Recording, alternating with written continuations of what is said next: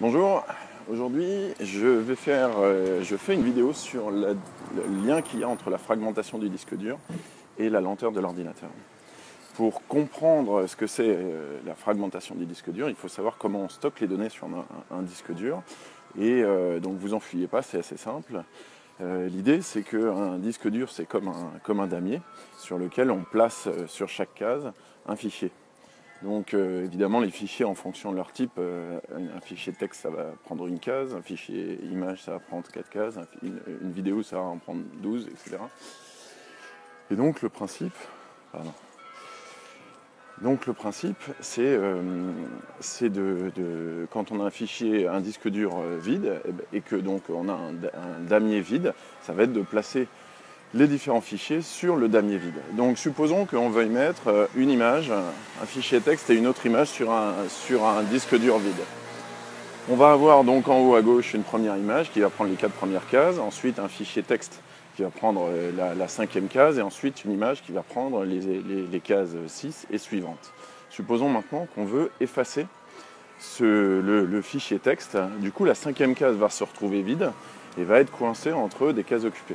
Supposons maintenant que, toujours sur le même disque dur, on cherche à placer une image donc, qui fait 4 cases. Et du coup, comme on a une première case vide qui est coincée entre des cases occupées, on va devoir mettre la première case du fichier image dans cet emplacement qui est vide mais entouré par des espaces occupés. Et la fin du fichier, on va la mettre un petit peu plus loin sur le disque dur.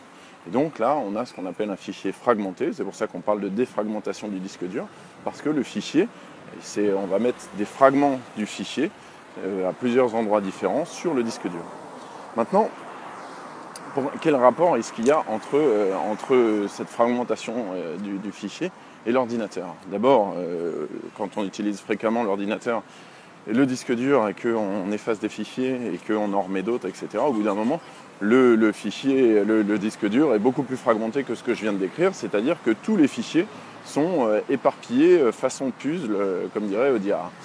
Et alors on va filer la métaphore, on va garder l'exemple du puzzle et puis dire que supposons qu'on ait 3 fichiers, donc qui sont un petit peu comme des puzzles, donc dans 3 boîtes différentes. Si vous avez 3 boîtes avec les 3 jeux de pièces de puzzle, bon, vous pouvez commencer chaque boîte de puzzle assez simplement. Maintenant, si vous prenez les 3 boîtes de puzzle, que vous les mélangez et que vous les mettez dans une seule boîte, vous voyez bien qu'avant de commencer à reconstituer un puzzle, vous êtes obligé de séparer les pièces pour arriver à savoir quelle pièce est à quel puzzle, et forcément ça vous prend plus de temps.